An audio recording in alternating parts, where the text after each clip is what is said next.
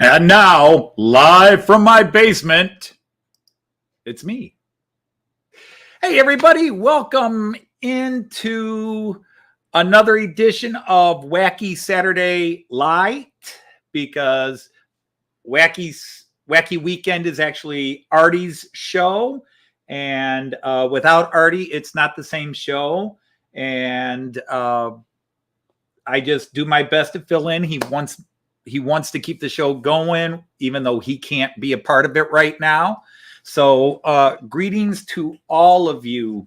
Best of greetings to all of you. And hello, Charlie. Hope you're well. And we have Dwight Curley, first one in besides me. So hope you're well, Dwight. Nice to have you here. And John Dawson from up near Niagara Falls has said hello as well. Great to see you. Monsville, hi there. I know you've got, for you, it's already Sunday, and so you're flying out tomorrow to New Zealand for your family emergency. And again, as the email Joyce and I sent you said, we, I don't think anything we can say will lighten it or make it better, but you have our thoughts with you, and just whatever happens is the best that can happen.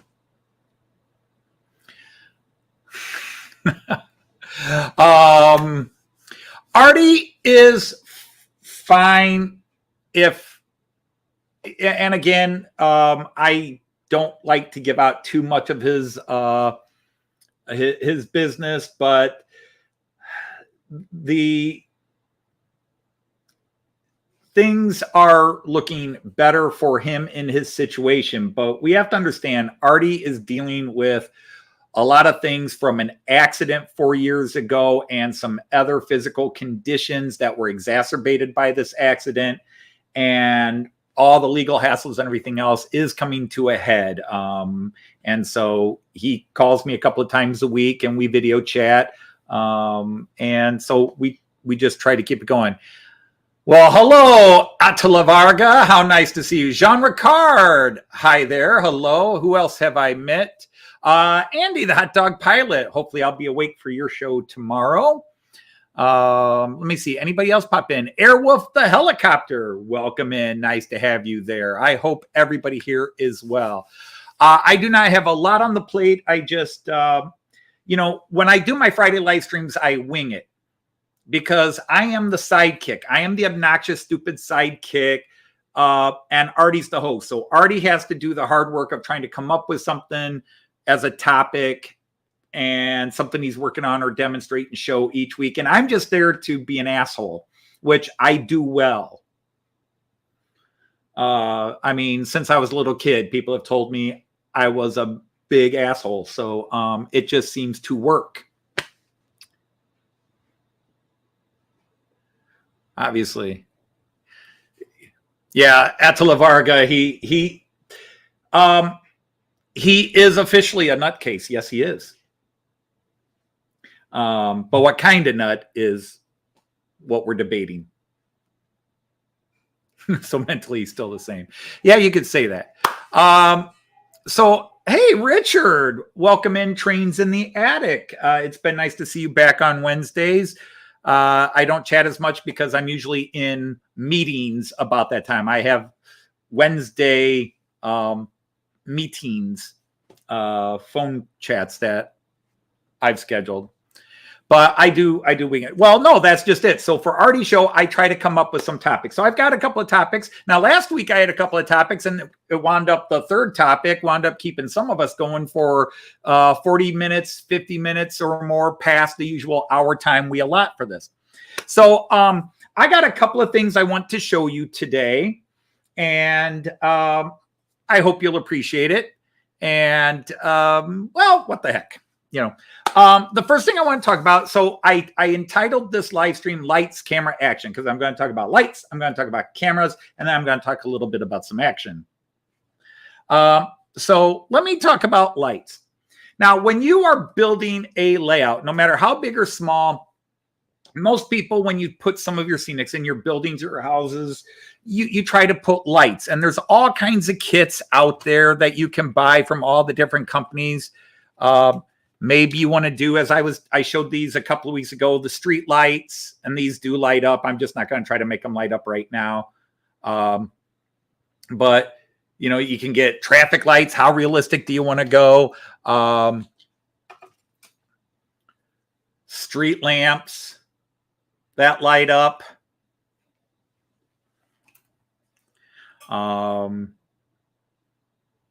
I was showing these, I think last week. Where did I put that battery now? I probably lost my battery now that I decided I wanted. I thought, nah, I don't need that today. And then now I'm like, oh, maybe I could use it. But these are so hard to see, but I will try to put it up here. These are light up destination signs for German stations, you know, platform lights. It tells you what train is coming in, what time it leaves, and where on the platform it's going to stop, etc.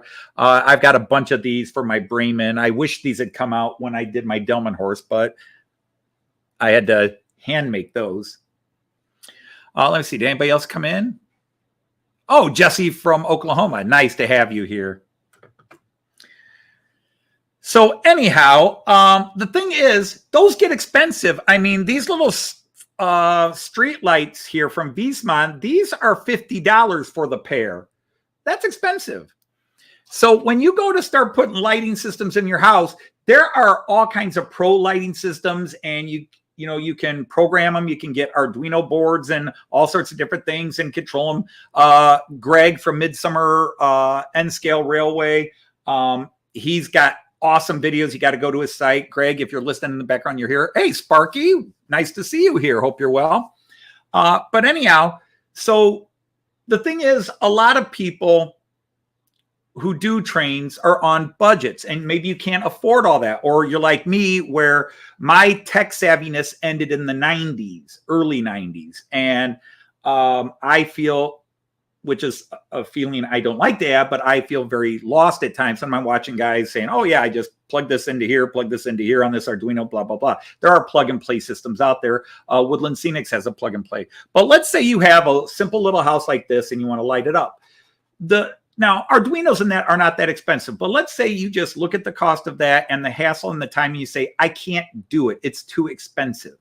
Or I'm not tech savvy enough to do all that, and I don't want to do the hassle. Hi from H&H Model Railways, another guy he's got lights in buildings that different lights come on at different times, and he's got them set at different colors so that one light's a warm white, another one is, or a warm yellow, the other one's a cool white, and another one's blue.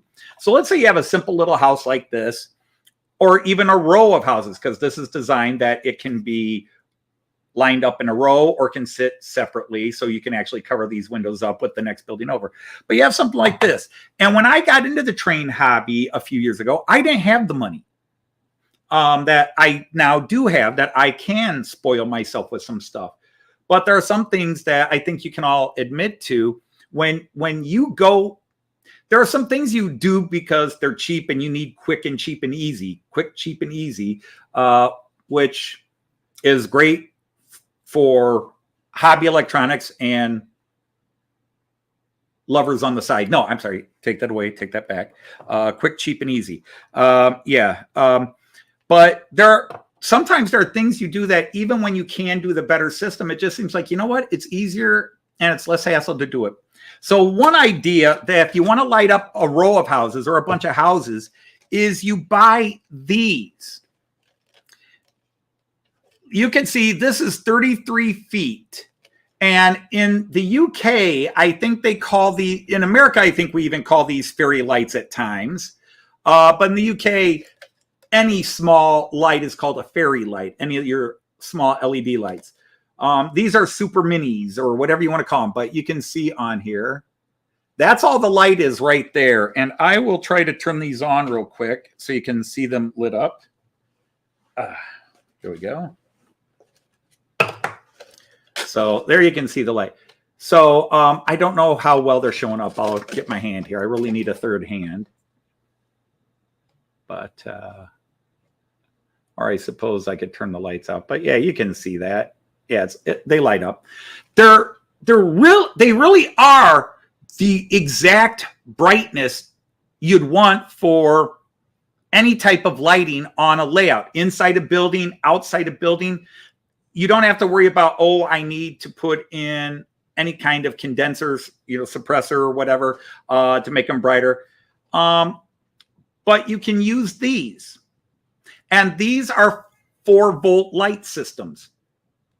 And the nice thing is these come with the wires split. So I can cut this off at any length. I can cut these off at any length. And then they do have a protective coating on them. You have to solder it off, a little protective coating. You solder it off, you sand it off. And then you can solder your bus wires or whatever you're going to run to it, and you can light up whatever you want, a whole row of buildings. And when these go into a building, and again, I'd have to turn all the lights out here, but like many of your buildings have this, but you can just shove these in, and if your roof comes off, you can tape or glue them wherever you want. I'm sorry, you could tape them. Like I want the light in this room, I'm holding that up to it, but if you pull it back, it's a bit lit. Sorry guys, I'm not a pro on demonstrating stuff like this. This is why I never film myself doing things like that. But they really do shine brightly. I've got bright lights on, so it takes away, but they shine really at the right brightness. And you can put in as many as you want. Plus, you can get these sort of paint markers. And I was turned on to these by Dave from Scott's Rails, these coal part. And you can actually pick whatever color you want. For example, here is an orange. And you can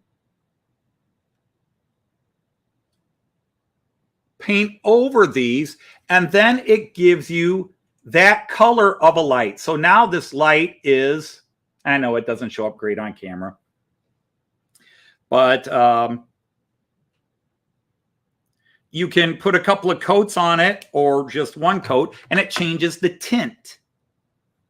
And if you go back to those videos that I did where I had the Find Arty and I did the little red light district house, the little cat house, I had painted those red, and they really gave a nice red coat. But the thing is, you can still set these up. Now, let's say you really only want two of these lights spaced out as far as these two are, and you don't want the middle one.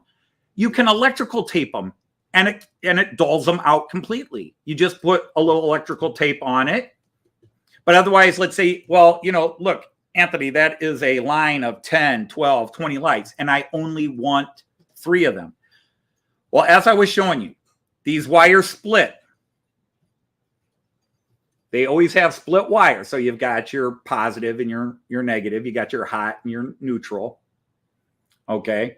And you just cut this right after the last light you want to use. You just cut it off. And then wherever you want to start, you cut it off. Little sandpaper to rub off the little protective coating they put on it. Little sandpaper. And then you connect it to the wires. And I buy a whole bunch of them. And I just got done putting things away.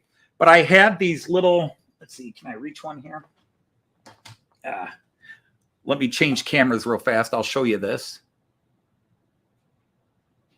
Where are we? Floor cam. We want the floor cam. And if I bring this over here, you buy these little things, 3 AA batteries, and that's 4.5 volts, and that's all they need. And yeah, you can't quite see, but I just turned the lights on my station over there. But because all the lights are on, it's kind of hard to see. But anyhow, let me set that down and go back to my original camera. Sorry, guys. There's a lot to learn in my studio. But when so you can color these. if you don't want one, and then it's easy to cut them and just solder them on to your hot and neutral lines along your bus, or however you want to connect them in. All systems work. It's just two very thin wires, and you can light up an entire row of houses. This is 33 feet. This is 33 feet, and it was $7. $6.99. 33 feet. 50 bucks, but I didn't need 50 bucks. It was $9.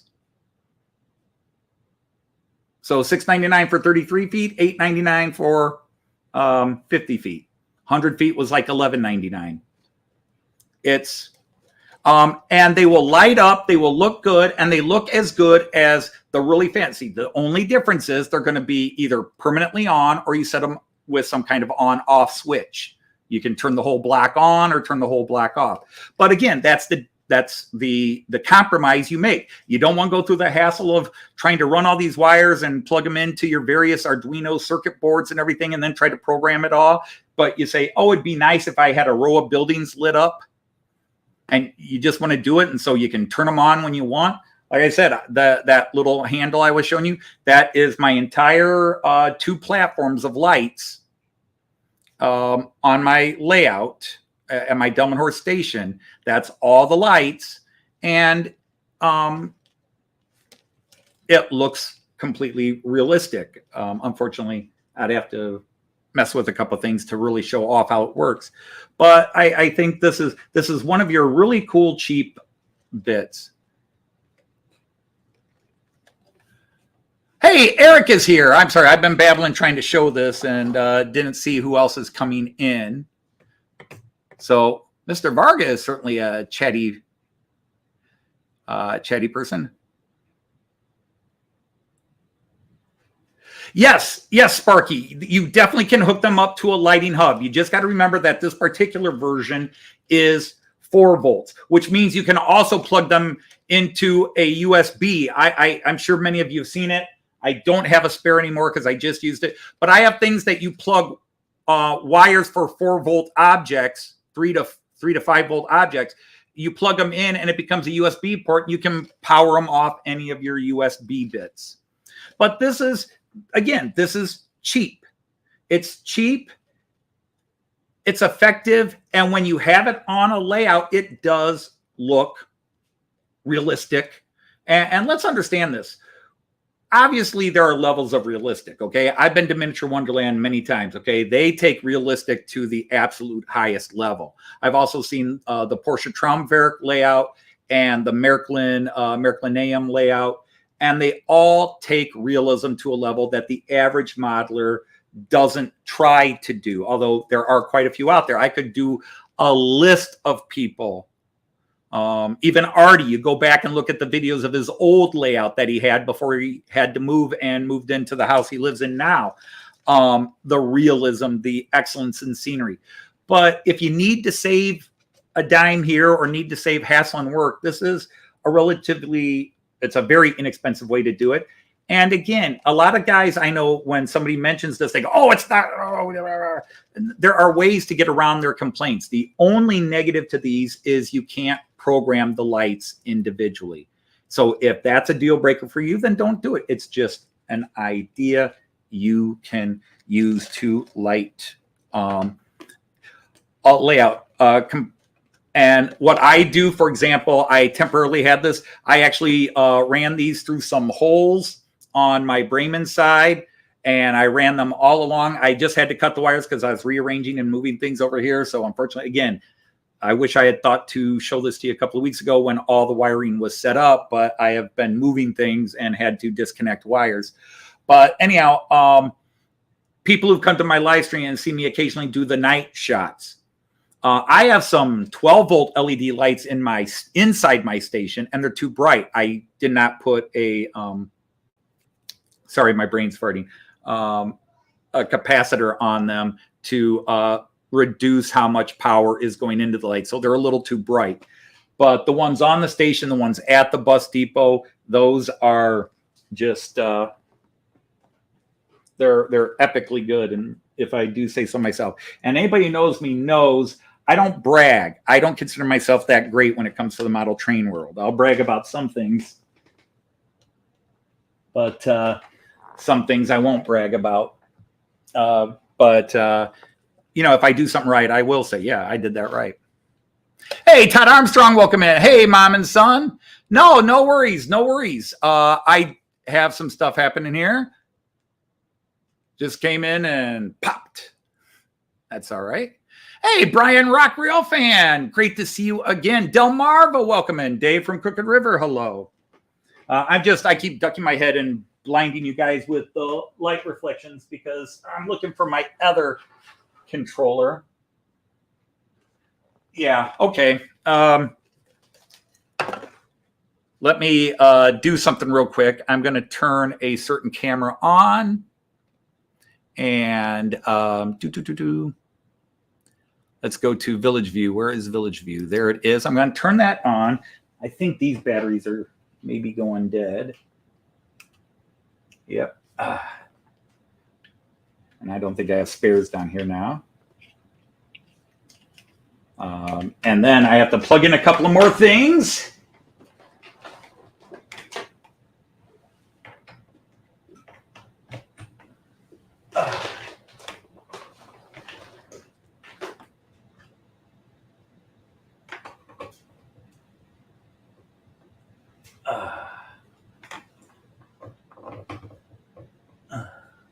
There we go. Get in there.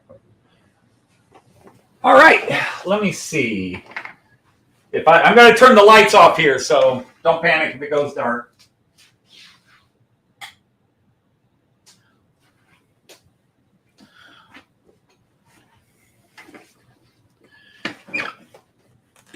All right, so if you imagine it's late night. Now, unfortunately, the batteries are dead in my one pack for my layout, but you can see how my bus station is lit up. You can see how that bus station is lit up. Everything there is done with the lights I was just showing you. Unfortunately, you should also see lights on the top. But unfortunately, the batteries died in that pack, and I don't have any of my AAA spares down here. I'm going to see if I can do this with one other camera as well.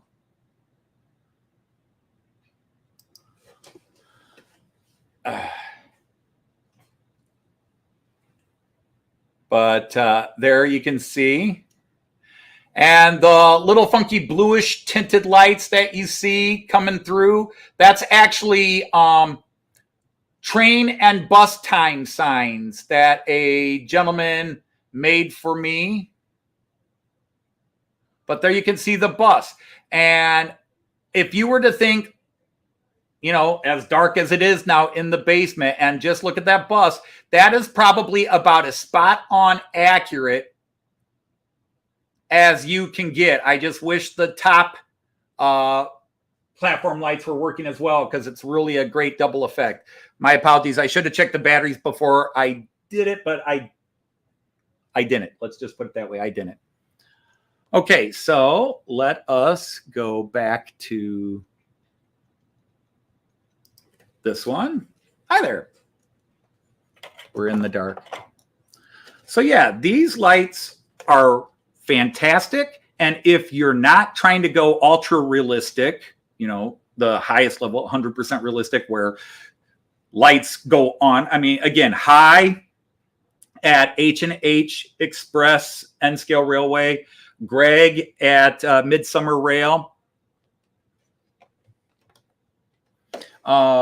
These guys have such wonderful light systems that they have high rises and even homes where lights go on, and I believe it's high even has it programmed where you can follow a person going up the stairs, like the living room light's on, and then the living room light goes off, a light in a stairway that you can kind of see from a window goes on, and then that goes off as a light at the top of the stairs goes on, and then into a bedroom. That's amazing. Okay, so the people that do that, that is awesome. But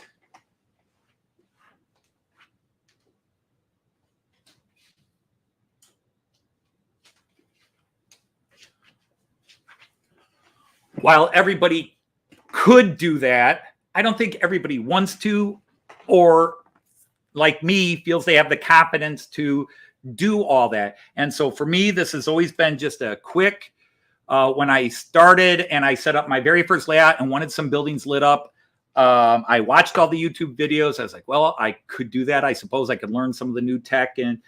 But then I just said $6 versus $40. And I light up twice as many buildings, 3 times as many buildings. Hey, James at Dundas, how are you?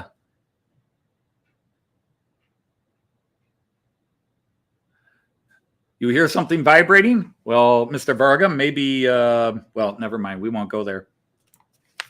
So now that was just one little tidbit. And like I said, the great thing is you can get these acrylic paint pens. It doesn't have to be the company I showed. I just saw Dave from Scott's Rails was doing some painting of figures in his live streams for a while. And where I get out my Citadel paints and all my fancy brushes, and he was just taking these and just going zip, zip, zip, zip, and he was getting 10 figures done, and they looked good. I mean, some of that is a testament to his skill, but also I liked what I saw for somebody who now doesn't have the hand. I have hand tremors and stuff. It makes it harder to try to paint, do all the fine detail, to whip off 20 or 30 unpainted figurines like I have to do in a couple of cases. Or I'm repainting some figures for a big gulch diorama I'm building, where I buy some Fowler figures and then I repaint them. These were fabulous, but they have the other benefit that you can take any of these low power, low wattage fairy lights, and you can just paint over them, and it will change the tint of the lights and make some different colors. So that was the first thing I had. Would you classify who's funky? I do like some funk rock and roll. Now, since Arty's not here and I can talk about it, I will tell you, Arty can get kind of funky, but I don't mean in a musical sense, if you know what I mean.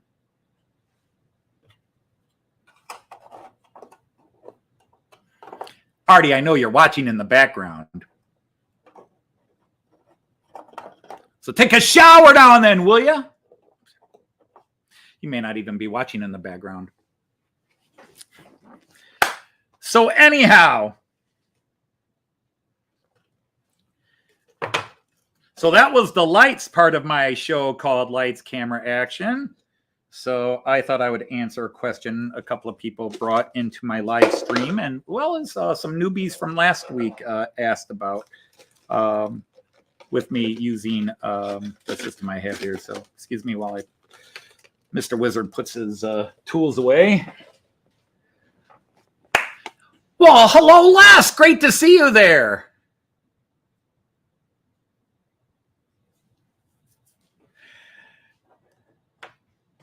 Behave, Mr. Varga. Behave.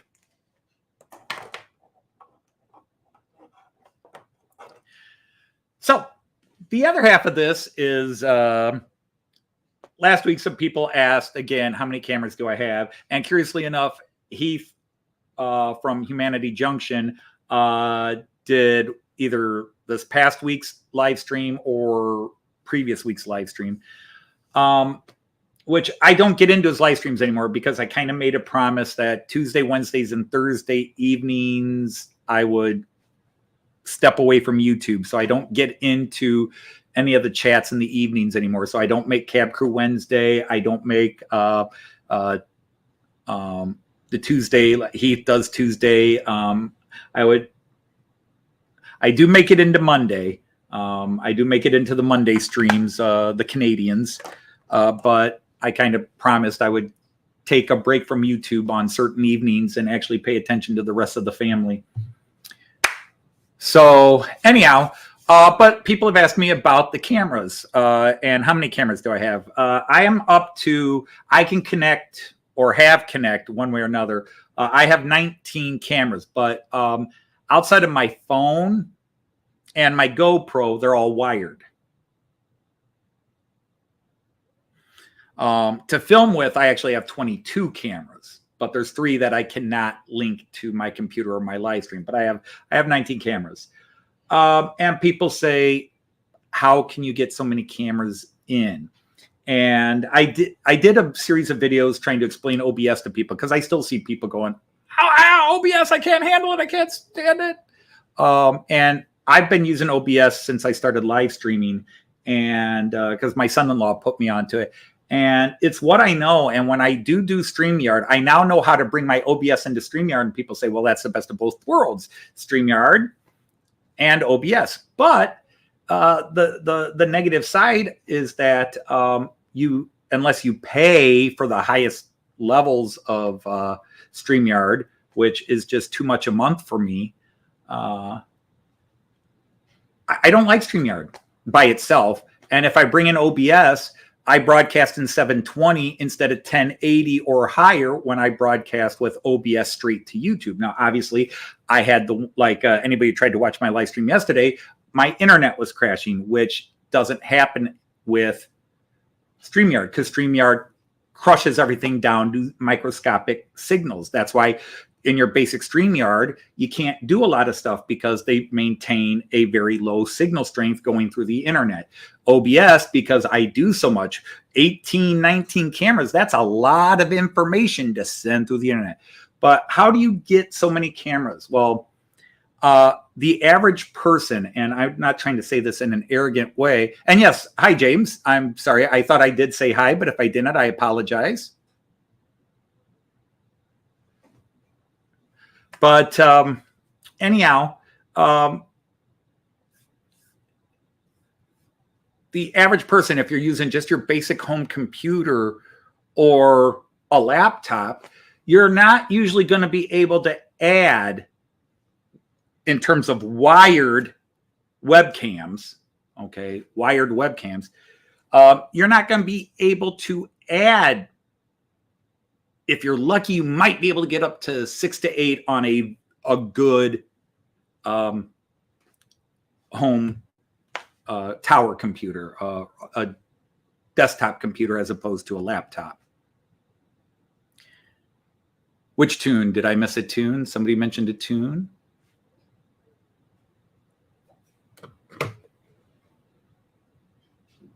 So I gotta go back.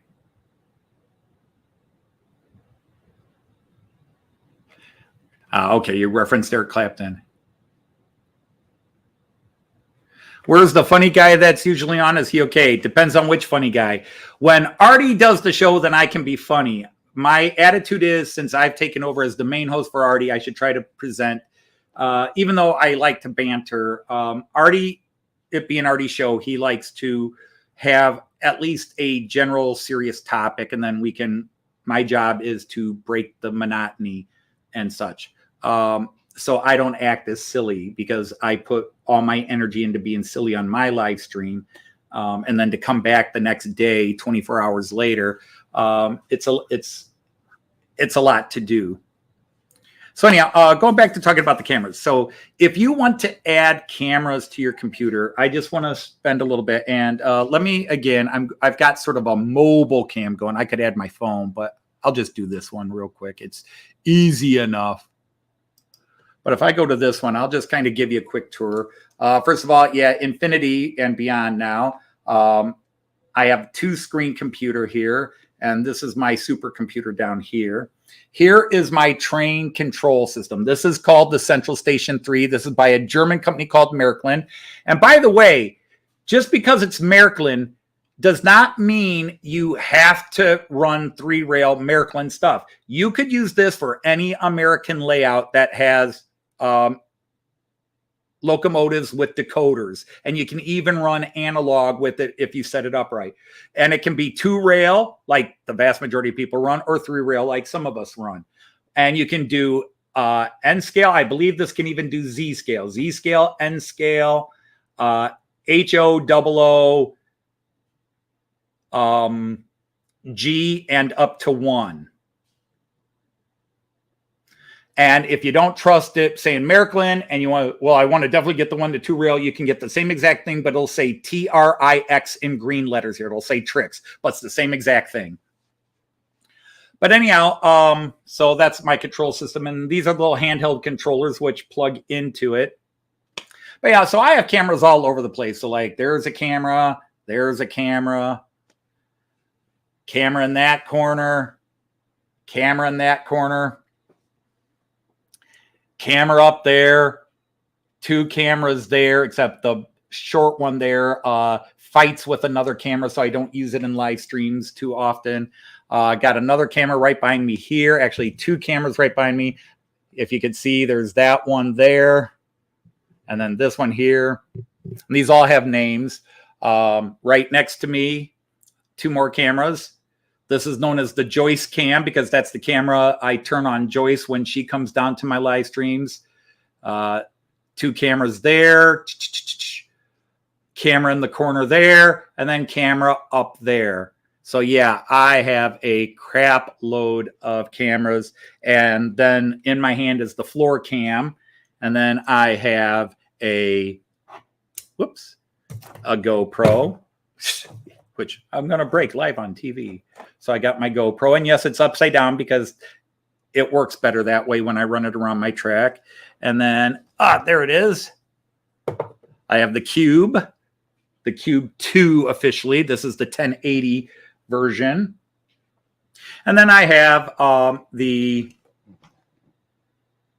webcams that are built into my computer, or built into the monitors on my computers. So yeah, all kinds of cameras everywhere. So before you all get sick or feel like you're on a bad space trip or having a bad acid trip, we'll go back to this. So anyhow, yes, I have a lot of cameras.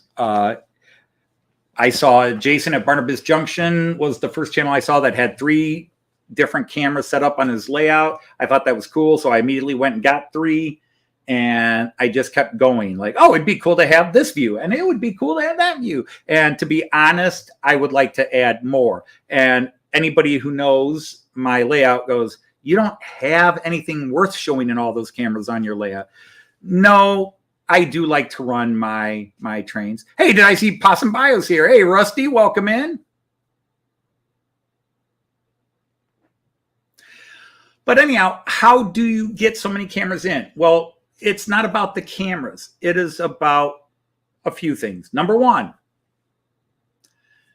the video card, a good graphics card in your computer. Most laptops have weak graphic cards. Even your better gaming laptops, they're not as good as desktop. I would always tell people, if you really want to put a lot of cameras, webcams on your layout, use a desktop computer.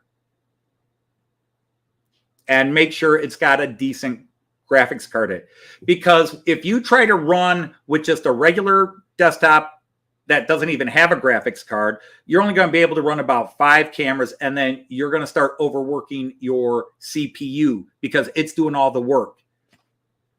Because your cameras are capturing information and then trying to send information, but then when you're trying to live stream or film, that's more additional information plus all the other things you're running. That's energy and information that and the more information you're sending into the motherboard, the harder the CPU works. And if you're when I was doing live streams with the previous computers, I had shows where with 8 cameras where my CPU was up to 75%, and really making it work 3 hours at 75%, while it's okay, it's not good. You really want your CPU working under 70%.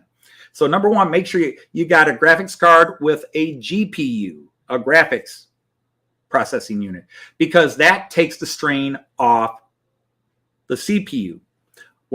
Because I've got a really good graphics card in here, in this monster Frankenstein supercomputer I have that I had built for me a couple of years ago.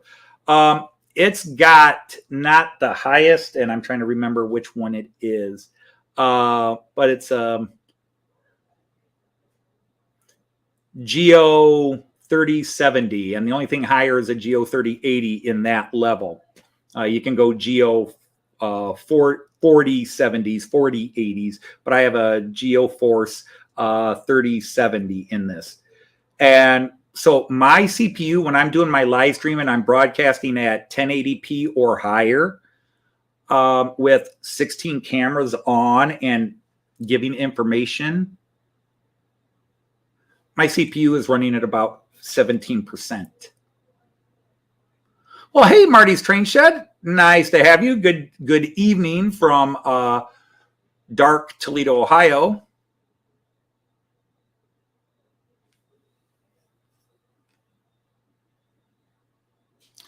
When you update your phone, you usually buy a camera to your phone. Because, yeah, with OBS, I can add my phone into OBS. I could turn it on right now and have my phone as a handy walk-around camera. But most people, you're going to buy your webcams. You're going to buy your wired webcams, which are going to be USB. Whoops. Sorry about that, guys. Sorry. Accidentally bumped the change button. Change scenes button. So anyhow, so that's the number one thing, is start with a graphics card. Then as many separate USB ports as you can have. Now, if you have a laptop, and again, I'll switch cameras here and I'll turn it on this old computer. This was mine, that was my wife's, now it's mine again. But let's go back to this camera, the little portable camera I'm working. There we go. So, okay. Now, if you look at this camera, it has 2 USB ports on this side, and this is standard. 2 USB ports on this side. One is filled, one is blank.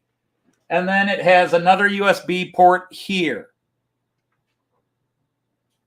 It also has an HDMI port, but that's a different story. I'm trying to get that in there.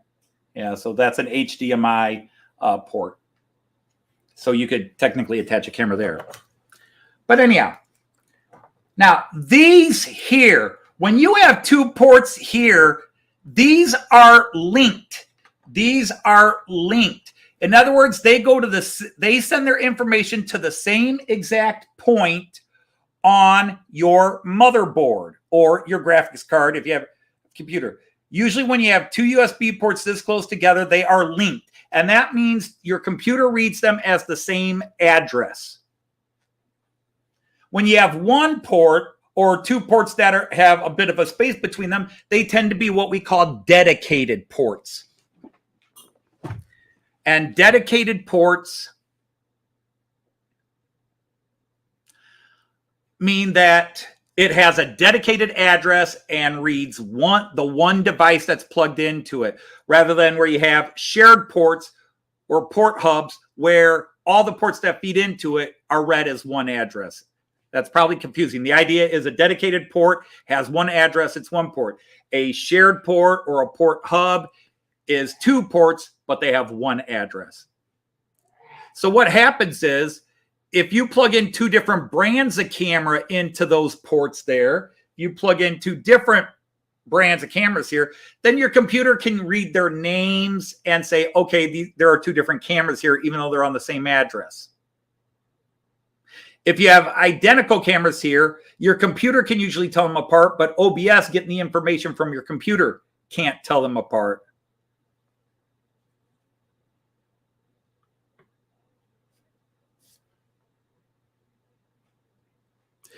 Yes, Marty, you do have with the Wi-Fi and the setup. I have 32 gigs of video RAM, and the PC has 64 gigs of video RAM. But I don't have anything set up Wi-Fi because, again, one of the things we're talking about here is doing things quite on a budget. Wi-Fi cameras are much more expensive in most cases, unless you start buying the, what are they called? The E-cams or whatever. They're basically an Arduino board and have a little micro camera on them. And you can get those usually for $32. Sometimes as cheap as $20. I'm trying to remember what exactly they're called. I can't remember. Oh, the ESP cams, the ESP32 cams. That's what I'm trying to think of.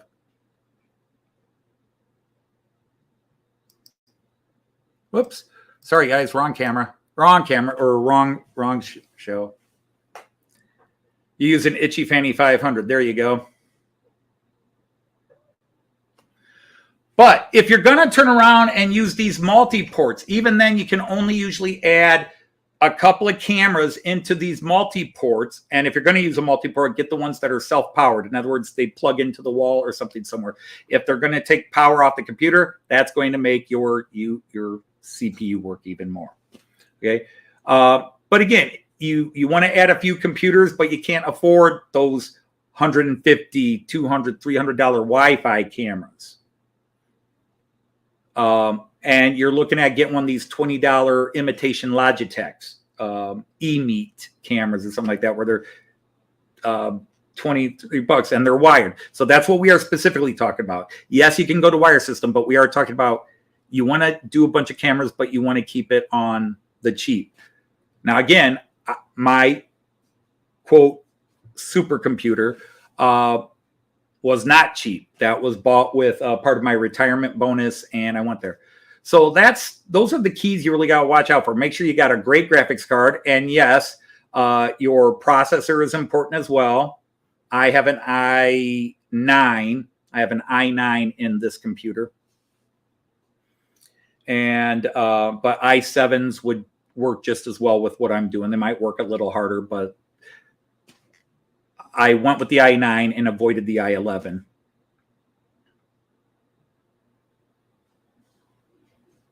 Yeah, I have a gamer's laptop that has a GeoForce video card, graphics card, and it has, I believe it's also 16 RAMs of, or 16 gigabytes of SRAM. I think that's the right one. But yeah, it's, again, when you can afford to go out and buy a big computer, then yes, you can do more. But the topic here is, like I said, with the lights I was doing earlier, the idea is doing a couple ideas for having a little bit of fun and keeping it cheap. Because there's a channel I love. His name is Charlie Bishop Chadwick. And Charlie was a professional photographer, still is. And I remember watching a video he did a few years ago where he talked about, and of course, if you're going to go on video and film your layout for, putting on YouTube and that, you want to get a good camera. Of course, cameras can be pricey. And then he says, but here's an inexpensive one. And he put the link to it. And the inexpensive one was $1,500. Well, inexpensive maybe to him and professional photographers. But to the average household, $1,500 for a video camera, that, perspective changes depending on your situation. Okay. And so to a person whose life is about cameras, then $1,500 is going to be cheap for everything they want it to do. It's going to be inexpensive because they're going to pay $4,000, $5,000, $6,000 for a top quality camera, depending on what they're trying to do. But to the average person, the average modeler, let's say, $1,500, I think most people start adding up. How many of locos is that? How many locomotives is that? How many train sets is that? So, this is a way you can add, or you try to add more cameras to it. But again, I've got videos on that.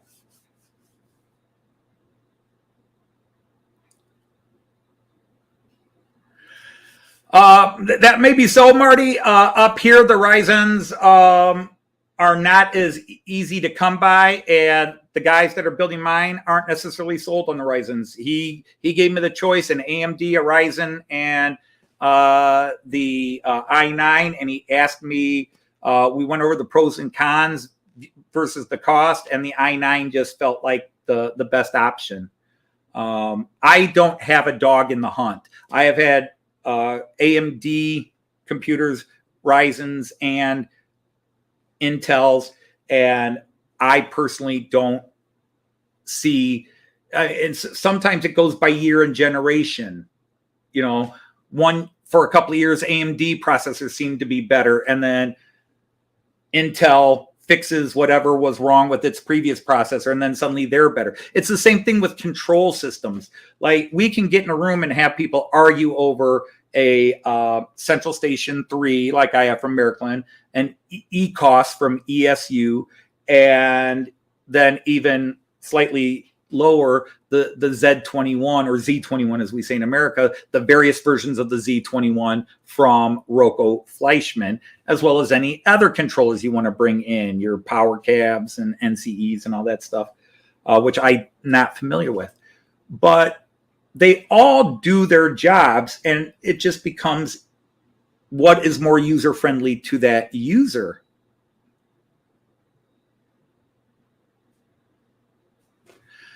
Yeah, that is $1,500 is a holiday in Thailand for some people. Well, there's that too. Hey, Randall, nice to have you here. But again, depending on your background and where you come from, and how much you want to put it. For example, if you're going to put out high quality content, I don't put out, quote, high quality content. I'm not necessarily trying to put out high quality content. My attitude towards what I do on YouTube has been to have fun and meet people. And if my stuff isn't good enough, if my layout, my trains, my control system, the way I'm doing things isn't good, well, there's 10 million other channels people can go to. I do me, and I try to, make my place welcoming to everybody. I don't get judgmental over who does what and how. It's, when I do, I'm a man limited by my own abilities to do certain things. And when it comes to this part of the tech world, computers and blah, blah, blah, I'm not as well versed as I am on fixing plumbing, electrical, and all that, or explaining how languages work, or explaining the history of mankind. I was a more academic in other areas.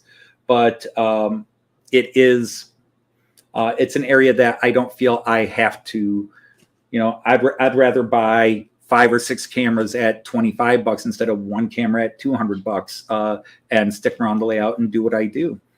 But I definitely appreciate the people that really put the time. You watch Leslie Gilpin's rail fanning videos. He puts a lot of work into filming and location, camera, and adjusting and getting it right. And it shows. And yes, and that's why he's got how many thousand subscribers and that he has. Charlie Bishop is 40,000, 50,000, maybe more subscribers. I haven't looked. So if I didn't say hi, Randall, I think I said hi.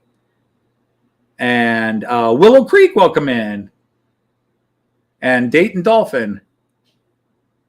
And, and sometimes you can find, quote, cheap cameras. Like, for example, I have several by a company called Nexigo. I have several webcams by a company called Nexigo.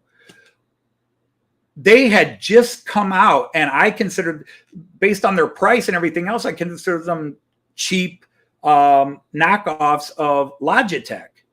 And then all of a sudden, Nexigo were brand name. They were like, all these top pros are like, oh, get the Nexigo this for this. And I'm like, God, I've got 3 of those now. And their prices went up substantially as they got more popular. And then I started noticing the last Nexigo I bought was having issues. So I bought a company called Debstech, which again, I thought was it was a new company that at least as far as I was aware of, 2 years ago, 3 years ago, if I was looking for webcams, there wasn't anything called Debstech, and all of a sudden Debstech's there. And I love the Debstech cameras. They're very good, and they go up to 4K. And they have great clarity. And then there are cameras that are much more expensive than the Debstech, like the one that, again, Dave from Scott's Rails up in near Toronto. I think he's in Hamilton. I could be wrong. Mississauga, whatever it is. But he got one for free, and that's like a $150 camera, and it was a piece of crap, which he blatantly said. So anyhow, that was just my quick topics. Again, not trying to be controversial or downplay anything. It was just the idea was cheap lights, cheap cameras, and that you can do things on the cheap, because yes, even though I can go out and maybe spend more money and get much fancier things. There's parts of me that, because of the 50 some years when I had to live day to day, hand to mouth, I always tried to find cheap alternatives and shortcuts, if that's a proper term to use. But yeah, we do have a few minutes left. What I'm going to do is, if anybody wants to pop up on screen and have a yak or join in, I have almost done the hour, but it's cool to do a little bit more. If anybody wants to pop on, say hi. It's Noah Glenn from German. Well, hello, Noah Glenn. How are you? Long time, long time. One of my former students.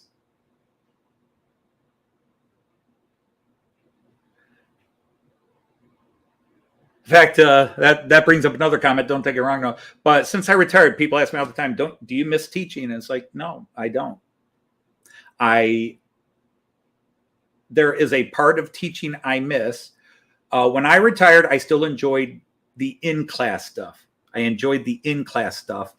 But the management, administrators, the government oversight crap, and all the stupid extra paperwork we had to do, the hours and hours and hours of extra, just to make some bureaucrat feel like he's teaching us teachers a lesson and showing the public, I'm holding these teachers accountable. And it's like, who holds you accountable? But what I miss is the one luxury I had when I ended my career and was teaching German. I taught English and history and drama and reading and social studies. I taught a lot of things. But anyhow, yeah, we just the thing about teaching German was I got to go many years with the same students, where I could watch them go from 14 to 18. And that's what I love. And I miss that, developing that relationship with my students. All right. We got a whole bunch of people popping in. Let's welcome the Brady Bunch, or the Hollywood Squares. Hello, Charlie. Nice to see you. You put up was it today you put up a new video, and you had a little bit of a mini live stream, but I was off working in the garage when you did that. Yes, I was over at George's Trains, which is based in Markham. It's in the northeast section of the Greater Toronto area. And we had a barbecue celebrating, I think, 60 years of being in business. And upstairs, nice. They had the Historical Model Railroad Society, which covers an area from Hamilton to Goderich in Toronto. So it was very interesting and well attended. Okay, and now let's say hi to Randall. Are you on the job somewhere?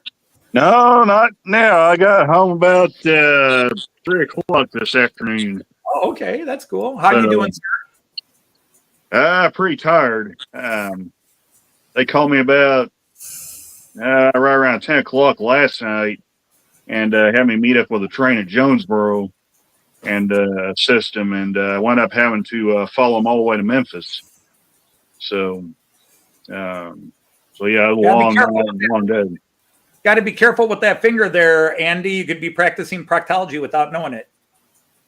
And not the last introduced here, but not the least, our friend from over the pond, the Great Pond, Andy, the hot dog pilot. How are you, sir, up late night? I'm well, thank you. Good, good. And Charlie, what are you showing us? Obviously your layout, but... Yeah, the room is about 10 by 9. And it's called Partick Hill Station, as you know, which is in the West End of Glasgow, in the area where I was born and raised for a number of years. It doesn't resemble the station, but it's an imaginary station in my mind. Anyway, it's 2 main lines with a couple of loops at one end and a 4-track station. And there's some of the collection. And here is my scratch-built tenement building, typical of what was in Partick from the late 1800s until the 1960s, when they began to pull. Uh-oh. Uh-oh. We froze. I think we lost him.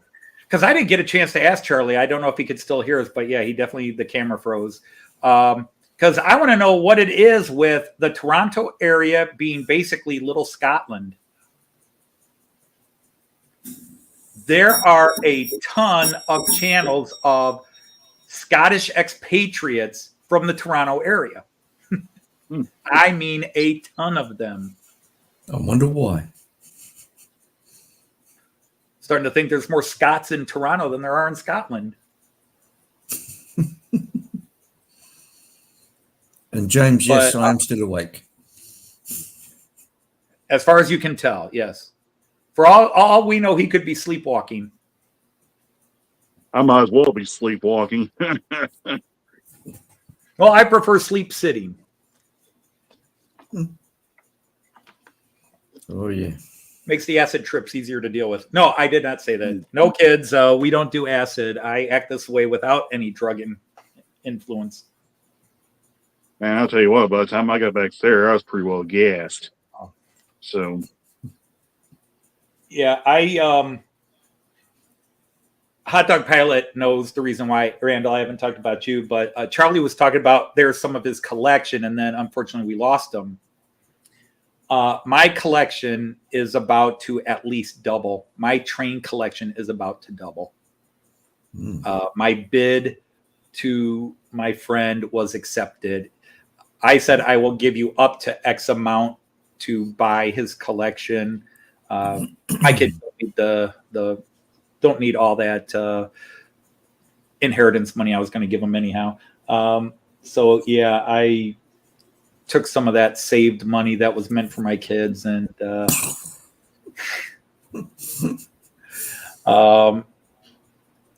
but yeah, so he just said, I'll give it all to you for that much, including shipping. So I'm getting a crap load of new trains, or actually old trains. He's got a massive Miraklin collection, which includes my original, the very first train I ever bought, my original ICE-3, the very first model train I ever bought, which I traded to him for an ICE-1 that's over here. Now I'm going to get at least 2 ICE-1s on top of the one he gave me, plus my ICE-3 back. And he's got some other beauties. So James says he is a newfie. Anyhow, Dolton Dolphin, Noah, that's good to hear that you're off in college and got it together and are living happily. Good. Happy is the most important thing, living happily and understanding the things that actually make you happy and not the things the world tries to convince you will make you happy. James says he is Scottish. I have a little bit of Scottish in me, just a wee tiny bit. Through my mother's side.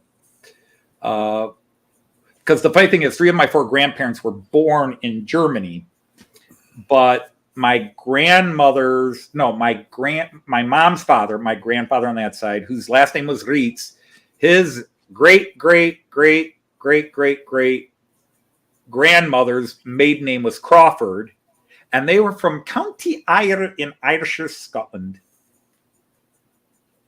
And there is a Crawford County, Pennsylvania, and a Crawford County, Ohio, and a Crawford County, Indiana, named after that great-grandfather. But the daughter married a German, and the German decided to leave the United States. He was an immigrant to the United States, and then went back to Germany with his American wife of Scottish blood. And then 4 generations later, they came back to America. Rock formation in Scotland called Goulston Castle. There you go. Well, he's James. That's got to be you, James. Yeah, I think there's also Crawford County, Arkansas, too. Yeah, that might be from a different Crawford, though, but it would be interesting. But because I just know it always says Crawford, because there's a statue of him. I used to take my kids, because he's like my 8th or 9th generation back grandfather. But there's a statue of him, about an hour and a half, 2 hours away from here in the middle of the woods where the Indians burned him at the stake. Dang, that's brutal.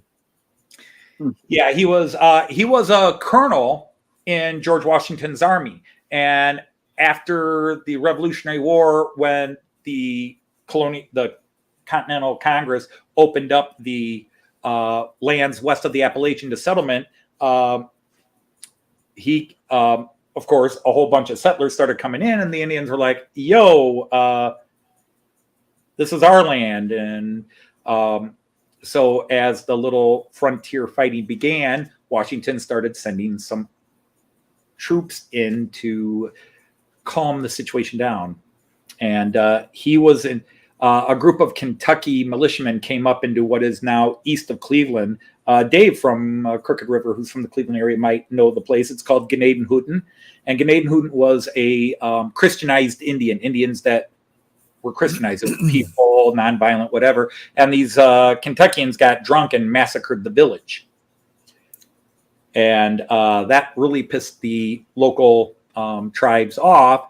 And when Crawford came in to stop it, they blamed it on Crawford. They thought Crawford was the one who had massacred the village, and they wiped his troops out, and he got captured.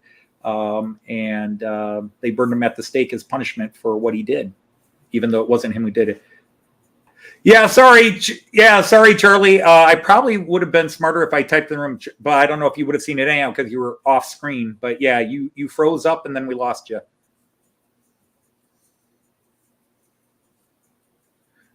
So anyhow, do you have anything special planned for your live stream tomorrow, Mr. Hot Dog Pilot Andy?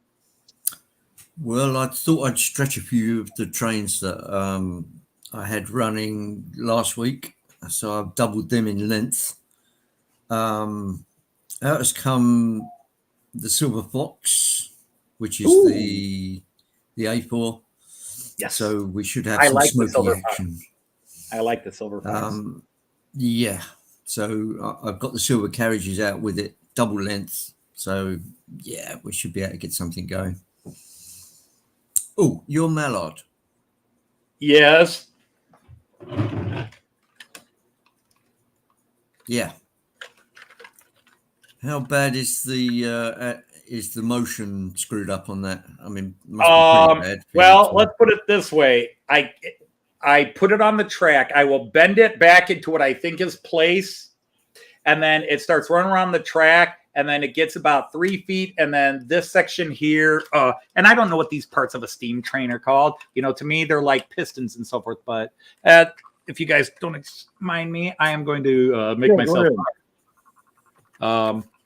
And this is hard to hold because you can't separate. But this little section here bends way out past this covering here. The pistons or drive rods, whatever they're called here, they just all bend out of place. And I mean, it's just, if I turn it this way, they, damn it. Other side. Yeah, this side, they bend out way beyond the blue shell here. I was going to say it's really mangled. The cats did this. This was the final straw that led to me moving the floor layout away from there, because they come out of that. Their litter boxes are in that slightly open door there, you know, the darker brown door, and they go in there to do their business. But if a human, me, my wife, my daughter walks down here, they freak out and they go running. And of course, since you're walking through the hallway here, the escape was on the floor through the train layout, you know, the floor layout. You know, obviously people say don't have your layout on the floor. Well, don't have cats or dogs if you have a layout on the floor is the better rule. Or maybe rabbits either, Arty might say. But yeah, it's so it's really pretty mangled. It's hard for me to show it on camera here. I suppose I could go to the other camera, but is that a Bachman model, Anthony, or is that just no? This is a Hornby, and it's Hornby's. What is the railroad? Railroad is the Railroad. cheaper line. I paid about 120 pounds for this. The reason why I asked that, I've got a Bachman set that's 00 like that one. Well, yeah, okay, 00, yeah. And I guess yours is 00. I was just speculating on that, but I know the one I have is, but it's doing the same thing that your engine's doing. And Yes, the motion. yeah, the We motion. just call it As the the motion. pistons that go around, what happens is, as they're Yeah, supposed all to the be going pistons, around, the slide valves, they everything. break, That's all called the motion. they push each other and then bend each other out. So something is completely out of whack, and I'm sure something is actually broken off. I just can't tell. And I mean, I've taken the shell off and tried to figure out what goes. But steam locomotives in real life are confusing to me. I shouldn't say confusing, but you know what I mean. Or maybe you don't.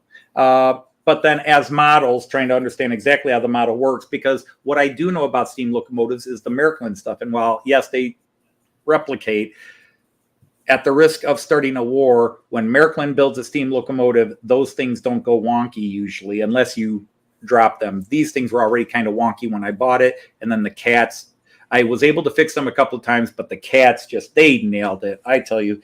Well, I went nuclear. If the cat if I could have caught the cat when they did it, I would have.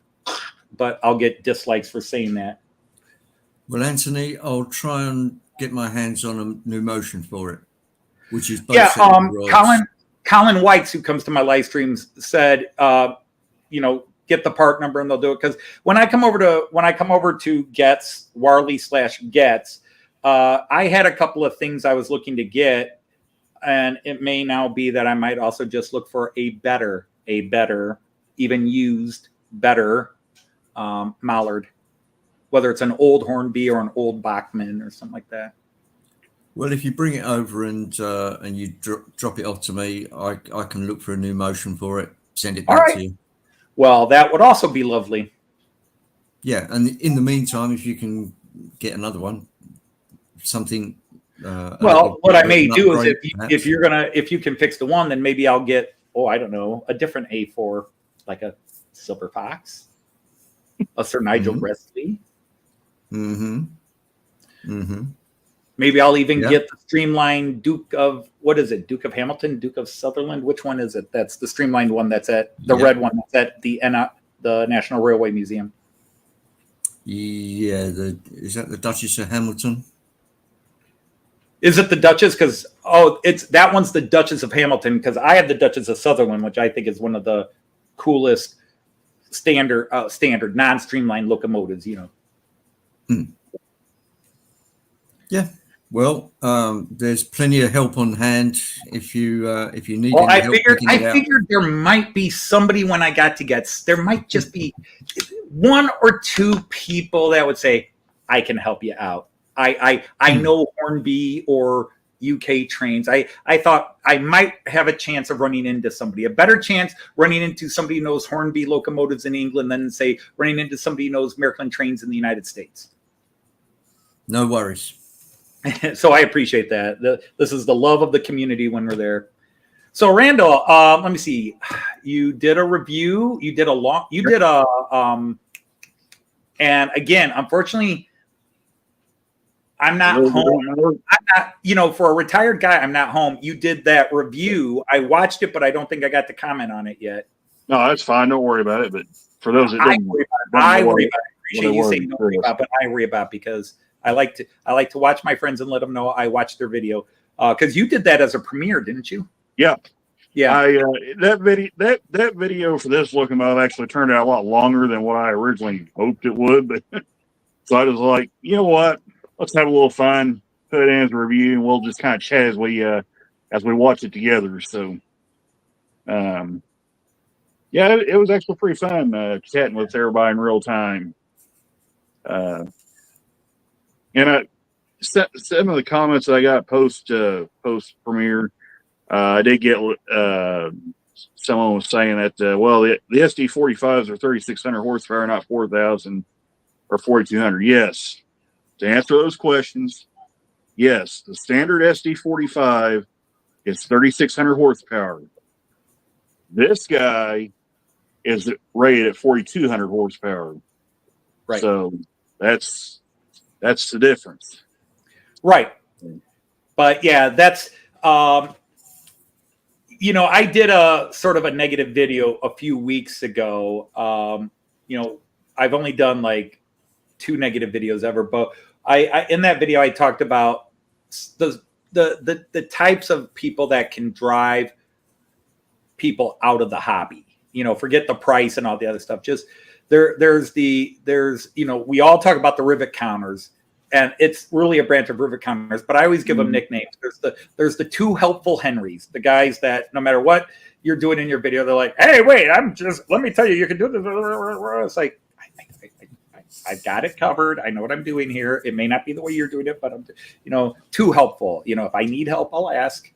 And then there's the know-it-all Neils. Hey, Andy, good morning to you too. Well, the other Andy Dobson. Nice to have you here, sir. Andy too. And the know-it-all Neil, the guys that, you know, it's like I do videos, and some of these videos are now 6-7 years old where I'm talking about Miracle, and some things have changed since then. And they're guys that are watching the videos now. When you typed that in your video, or when you said this in your video, that's actually not quite correct because blah, blah, blah. I said, yeah, the video was 6 years old, and what you're saying began in 2023.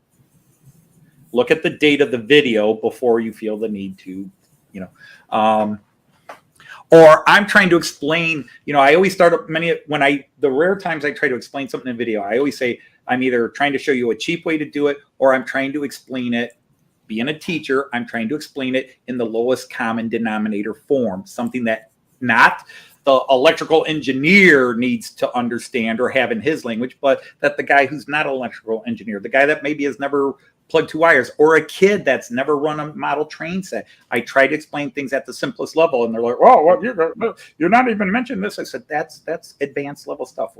I'm explaining this simple. I'm explaining it simply." So yeah, the know-it-all Neils and the 2 helpful Henrys are a couple of people that could, when it comes to comments, they get that. And sometimes they're wrong, but you can't convince them they're wrong. And sometimes it's not even worth trying, obviously. So yeah, you're like, yeah, yes, the 45s are normally 3,600, but this particular one. And then you go 4,500 or 4,200, and then I go, I got one up there that's 8,700. But no, that actually turned to a fun review video. You do great review videos. Well, I get into it, and then I forget how long it's taken to film all that, and then I look at the footage later on. I'm like, oh yeah, that's getting up there in time. Do you know how many videos I do that are 25, 30, 45 minutes long, and I go in saying, I'm going to keep this under 15? And then I start talking, and then nope. Yeah. But I really wanted to throw that comparison with the standard 45 and then this 45X in there in the middle of the video when I filmed that, just so people could see the difference in the two motors side by side. So may have to boot this Attila Varga out. He just keeps ripping on Arty too much. I'm just going to have to kick him out. He needs to quit picking on Arty. Arty will watch this live stream and want to have a talking to him. Then again, he might. Anyhow, Arty might be talking to him right now, as far as I know.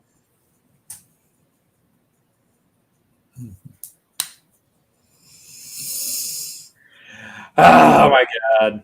And then, of course, like I said last night, I had to go. Wink. Yeah, I had to go assist that train last night. And, well, I'll tell you what, they've been having to do a lot of pickups here lately. That train that I assisted, they picked up 35 or 40 cars at Jonesboro, and then went to Harvard Yard down at Marion, Arkansas, picked up another 30 cars for taking it into Memphis, and came back.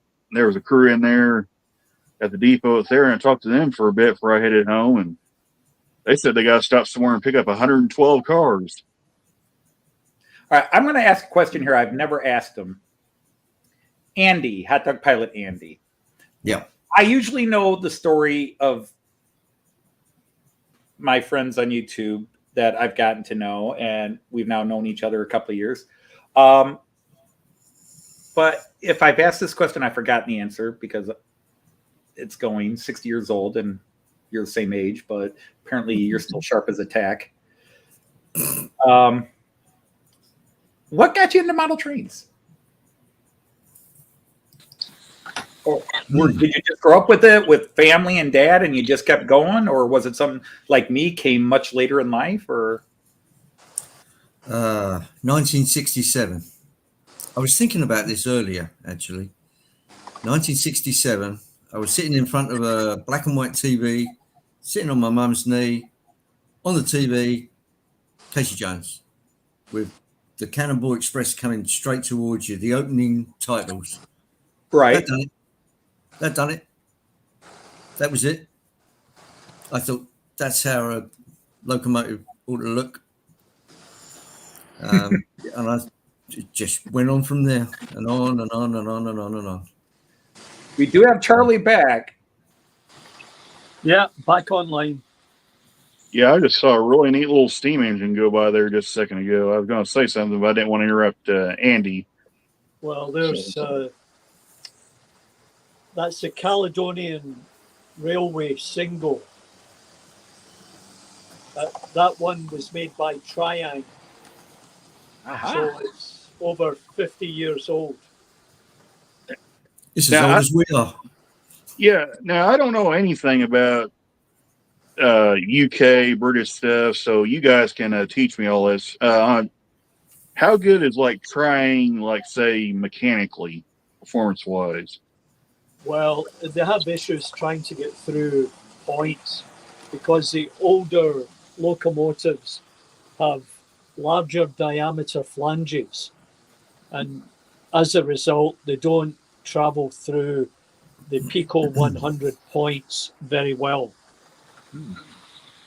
But they're bulletproof. They're bulletproof, Randall. Yeah. See, there was a time, and this was a couple of years ago, I was thinking about kind of diving into a little bit of British stuff on the side. And I thought I was looking on eBay, like at Hornby.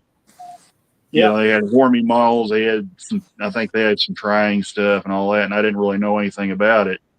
Of course, a lot of people mentioned stay away from Hornby.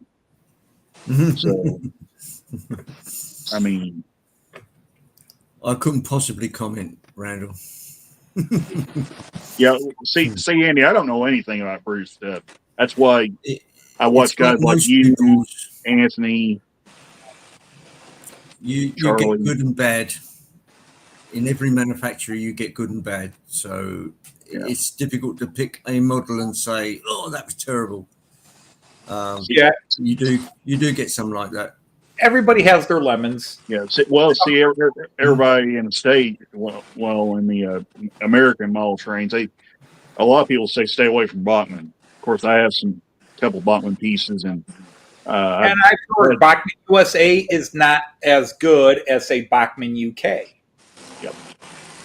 Their Thomas tank engine stuff's fantastic, but their American stuff, especially the pre-2010 stuff, like from the 1980s all the way up to about 2010, they're unfortunately not very good engines. They're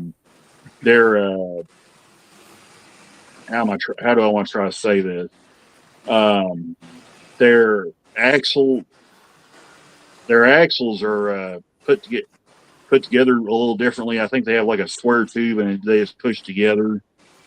And they're known for cracking, and that joint expands and then the axle falls apart. Yeah. That's what's happened to your Bachmann A4, Randall. That's a split chassis. Yeah. Just like all the Bachmann ones in the States. Yeah, see, I got a Daylight 4449. It's actually built back in that era, and it sat on a hobby shop shelf for I don't know how many years, and I ended up getting it as a Christmas present, and it ran all of about a year. Well, I say it ran a year. It basically ran about 4 or 5 times, and the axle shafts split, and then it fell apart. Yep. So, Anthony? Oh, I just was gonna say, like Miraklin, like any company, I think there are golden eras. Miraklin up through the 90s are as Andy said, they're bulletproof. They are there are guys that have their things they bought in the 50s, 60s, 70s, even pre-war stuff from Miraklin that is still running great. Then towards the late 90s, the company was in financial difficulties. It was still owned by the Miraklin family through that point. And what I was told by the big Miraklin dudes is definitely quality went down, that you would get them that have what they call Mazrot or tin rot, whatever other countries call it in German, and even in some English things, we call it Mazrot. And they're just not as good. And then beginning around 2010, the quality started really coming up because a company called Simba Dickey bought them out, and they put a young guy named Florian Schaefer, whose father was the head of Simba Dickey. Florian Schaefer was a young dude. He came into Miraklin, and I don't want to say he cracked the whip, but man, he just overhauled the company, and they've been showing profits nonstop since they began turning profits for the first time in 20 years, 25 years in 2012, and they've been in the black nonstop. And there are guys that are like, no, anything after 1992 from Miraklin is not any good. Even the new stuff, even if it's better, it's not as good as the old stuff. And it's like, I don't know. How do you argue with that? Because the new stuff today, like cars, I had a 73 Dodge Charger, bigger than any car on the road today. I could pop the hood, and it's got this gigantic 440 cubic centimeter engine in it, but I still got, I can reach one hand in, here's the oil filter, over here, here's this. And it was just one big engine and easy to access everything and fix yourself. Now I've got a 2014 Charger. I pop the hood, and the engine isn't the size of the engine I had in my 73 Charger, but the engine housing is packed. I don't even know where the damn oil filter is on my 2014 Charger. I have to take it in because I'm not even allowed to change it myself because of all the computer stuff in it. But as I drive my car, and it gets better gas mileage than my 73 Charger ever did, and it's got better handling than my 73 Charger ever did, and it's still got the horsepower to knock you in the back seat when you floor it. But I love all the gimmicks and gadgets with it. I all the stuff, the park assist, this, that. I have adaptive cruise control that I can set the cruise control, and the car will slow down and brake if a car in front of me stops before I can hit the brake. All these wonderful gadgets. So there's a trade-off. There's a price to be paid, and then of course, the quality of metal's gone down in most things. I mean, it's like screws. When I do repairs or rebuild parts of my house, I go to the store, and the first thing I do is I won't even buy any Phillips screws anymore, because they either say made in China, and you put the drill bit in and you drill it halfway, even with a pre-drilled hole, and half of them strip because the metal is so garbage. But yeah, it's a trade-off. But yeah, I've got a couple of old Miraklins I have now bought that, yeah, they're bulletproof. Yeah. Charlie, were you about to say something? I was just going to speak about the cars. My son-in-law's father restores Generation 1 Camaros, which is 67 to 69. And he's done 11 of them. And he's taken the latest one to the big show in Chicago in November. And that car will sell for probably $80,000 to $100,000. Mhm. It's totally restored, everything authentic. Yeah, my 73 Charger won the 1999 Chicago Mopar Best in Show for Really? all original parts, Yeah. original factory made, and then we took it off and we put Edelbrock manifolds and a couple other things on it, switched out, but we still had the originals. The paint job was the original, the interior was the original. Yeah, it was a great car for a show car. And then when I stopped trying to do it as a show car, it became my car to drive when the weather was good. And it became, I'll drive it to work. I'll drive it here. I'll drive it there. And then I had to sell it during the bank crash of 2008, 2009. I had to sell it. It was either get rid of a car or lose the house. And as big as the Charger was, we couldn't all live in it. Yeah, that's true. You could store a lot of bodies in the back, but yeah, that's for sure.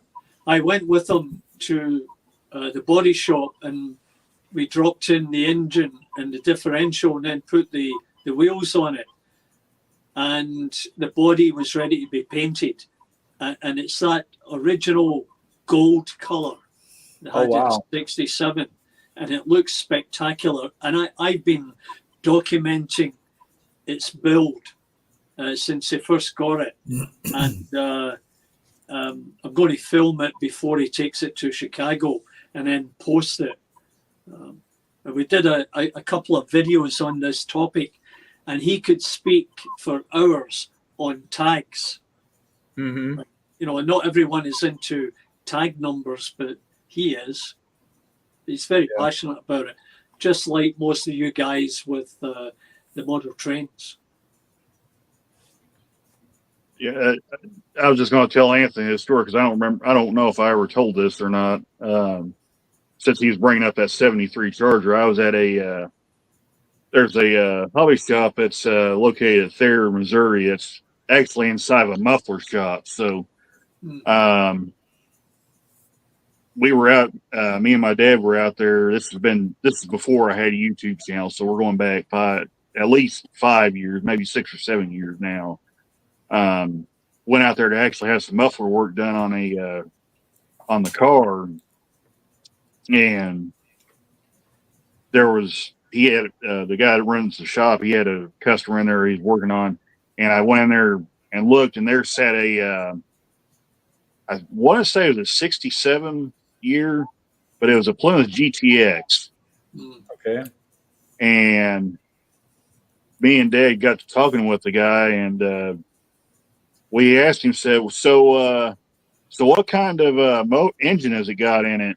And it was an older guy, and boy, that car was sharp. I mean, it didn't have a paint chip. I mean, you could just about eat your dinner off the thing. Yeah, it was that clean. And the guy kind of cracked a smile, and he said, "Oh, it's just got a little 6-cylinder in it." They pulled that thing down off that rack with the hood open on it, and that thing had a 426 wedge in it with the dual 4 carburetors. I mean, that sucker looked like it would burn the rear tires plumb off of it. Yeah, sleeper. Yeah. You would never know it though. All it had, it was just a plain white car, and all it had was the GTX badging right in front of the back. It was the Plymouth version of the Dodge Polara at the time. It was the Plymouth version of the Dodge Polara, because see, Dodge had its own engineers. Chrysler had engineers and Dodge had engineers, and then Plymouth usually made copies of what Dodge. But certain cars Dodge made, Plymouth was not allowed to make copies of. For example, the Dodge Charger. Plymouth had the Satellite, which was built on the same frame, but it was not allowed to have the same exterior design. The quarter panels had to have a couple of things different about them. The rear quarter panels were very different because Dodge was like, this is our private thing. But when Dodge released the Challenger, they released the Duster, but because the Duster was cheaper, it sold more. Not the Duster, I'm sorry, the Cuda, the Barracuda, I'm sorry. Yeah. The Cudas came out, and the Cudas were more popular because they were cheaper, and the Cudas came with the smaller engines, the 320 and the 340, but they used the big block mounts. So everybody, all the dealerships would do it. They'd get all these Cudas in and even the Challengers in. They'd take the 320s and 340s out, and they would put in 383s, 400s, 426s, 440s in them. And you got that little car with that monster engine in it. And today, in terms of what you paid for it versus what its average value is on the aftermarket now, the Plymouth Cuda, the Barracuda, and the Dodge Challenger are the most expensive secondary market cars. They are the same. They are, for what they cost when they came out versus what they're worth now. You paid $1,700 in 1970 for the first Dodge Challenger, and now a Dodge Challenger in native condition. No, you can find a rebuilt one with a lot of replacement parts for $25,000, $30,000, but otherwise they're going to be $50,000, $60,000, $70,000, $80,000, $100,000. So it's 20, 30, 40 times the value they were. They are the kings of the aftermarket pony and muscle cars. Yeah, that's for sure. I was on the way back from Nashville last year. We stopped in at Bowling Green to visit the Corvette Museum. That was quite an experience. Have you been there? No, I have not been to the Corvette Museum. It was probably a very cool place, but you have to understand, when your name is Dodge, Corvette's sort of like... You wouldn't be welcome. Oh, no, we'd probably be welcome, but I would be giving them all kinds of banter and guff, and they would be giving me all kinds of banter and guff. Yeah, well, there's a hole in the ground in the middle of a place. They probably would have put you in there. Quite possible. That's where... But then again, if they made the hole as well as they made the Corvettes, I would get out easily. Yeah, well, that's where the floor caved in. Yeah. A couple of years back. So they put a pipe down there and a glass floor so that you could see right down to the bottom. And then they rebuilt the whole thing. When I see a glass floor, it's usually because it got something really cool down there. No, now it's just a pit. Oh, look, typical Chevy construction. They built something and it fell apart underneath them. Yeah. Sorry. The old Dodge competitive spirit gets in. Mm-hmm. Although actually Dodge and Chevy don't have as big. It's Dodge and Ford where it's Hatfield and McCoy's. Mm-hmm. Dodge and Ford hate each other because the Dodge brothers were Ford's engineers before they went solo. Probably 340. Probably my favorites as far as the Dodge and the Plymouth are concerned are the Superbird and the Dodge Charger Daytona. I love the story behind those two cars. They said when the Charger Daytona came out, now this was a story that I saw in a show on TV. They said when they showed the Charger Daytona to, I guess, the execs at Chrysler, they said they took one look at that car and called it an abomination. Mm-hmm. But then it went on the NASCAR circuit and started winning everywhere. So it won everything. You had the Dodge Daytona, the Dodge Super B, and the Plymouth Superbird. And the Superbird and the Super B were the exact same car. Mm-hmm. And the Super B was originally a Dodge Polara that they then took the stuff that they made the Dodge Daytona out. They stuck it on the Polara that extended triangular front end, the big spoiler in the back. But then gradually they phased out the Polara. And so you had the Dodge Daytona or the Dodge Charger Super B. The Dodge Charger Daytona or the Dodge Super B was basically a Charger. And you have to look at the back quarter panels on the Super Bs to see if it's built on a Polara or a Charger. Yeah, and the Aero War back in those days almost got insane because had NASCAR not stepped in and banned those two cars or choked them down to the point where they weren't really competitive anymore, Ford was on the verge of coming out with a car.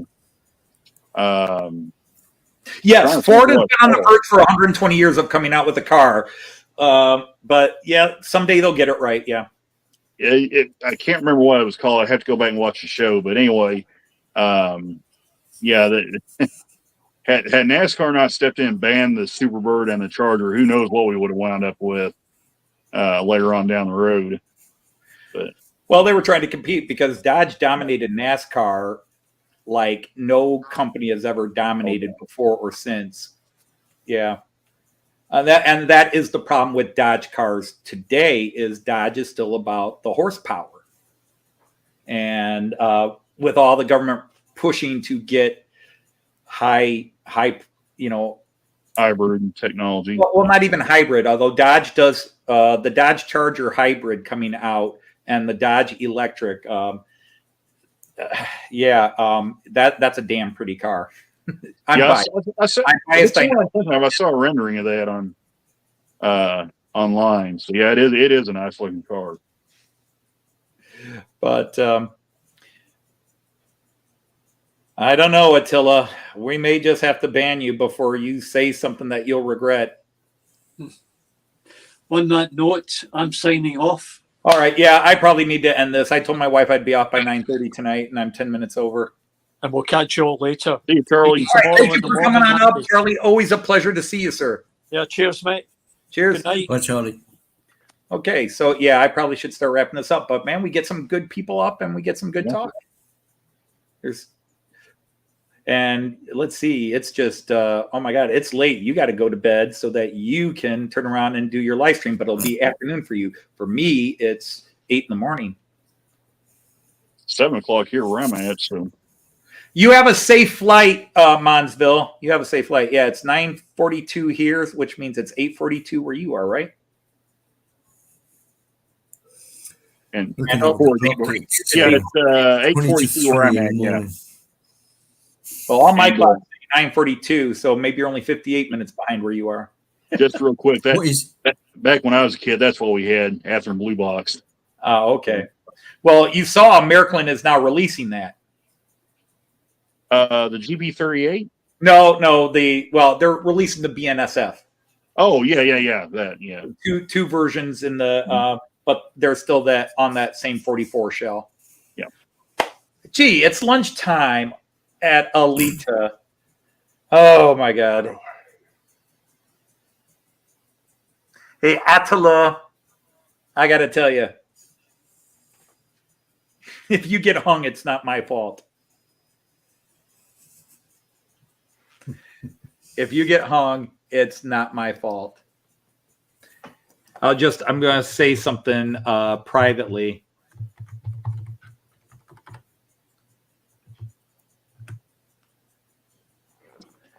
So I don't know if you guys can see the private chat, but yeah.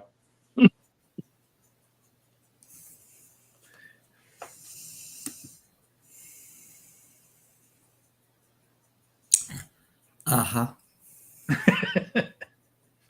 Uh-huh. Yeah.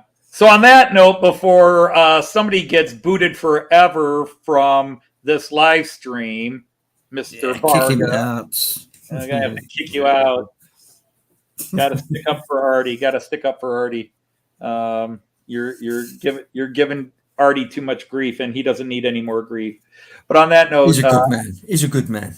Arty's a good guy. A little crazy, a little off his rocker, but a good guy. Can't complain. He'd make a wonderful tour guide. He needs to look into that business. Be a tour guide. Drive a bunch of American tourists around going, "Where's the next Golden Corral?" All right, mate. We don't have Golden Corral in Australia. There's actually a Golden Corral next to the hotel where I dropped the cruise off. Although I hear it's not all that great. Don't think anybody said anything about you being hung. Oh, okay. And on that note, Possum, I'm going to thank the people who popped up to say hello for a bit and give us a little bit of info. You all have a good night. I need to actually go to bed. We're working on a secret. Joyce and I are doing a very epic, we're doing an epic parody song, and she did the first half of the lyrics today. So I need to start editing those before we then do the other half and then do all the backtracks and everything. This is going, when it comes out, hopefully within a week, this is going to be a magnum opus. So I'm going to do some of that before I go to bed. But yeah, thank you, Randall. Always a pleasure to see you, Andy. Always a Appreciate pleasure. it, Anthony. Someday we'll see each other, all of us. Joyce was talking about somehow, Randall, we got to work out a way that we can find somewhere in the middle and meet. Yeah. Yeah, it'd be awesome. Joyce says we got to find a way to meet Randall. She loves Fredo. She is watching. I don't even watch NASCAR, but we're watching your series, and Joyce now watches it when I'm watching it, and she's like, "Go Fredo! Go Fredo!" Fredo absolutely. I'm probably going to give away a little bit of something, but for those that haven't seen it yet, but just as a side note, Fredo absolutely lit it up in the last episode. Yes, he did. That was a little unexpected. He definitely was on fire. He was on it. Fighters in the backseat. Oh yeah. But, so I've started saying goodbye 3 times. So I guess I should live up to one of them. Anyhow, again, thank you all. Always a pleasure to see you both. And see you, hot dog, Paul, Andy. I think what I'll do next show. Adios, amigo. Right. Yep. Take care, everybody. And all of you who tuned in and watched us babble the last 45 minutes, thanks for staying with us. Good night. Take care and stay safe. See you guys. Bye. Bye.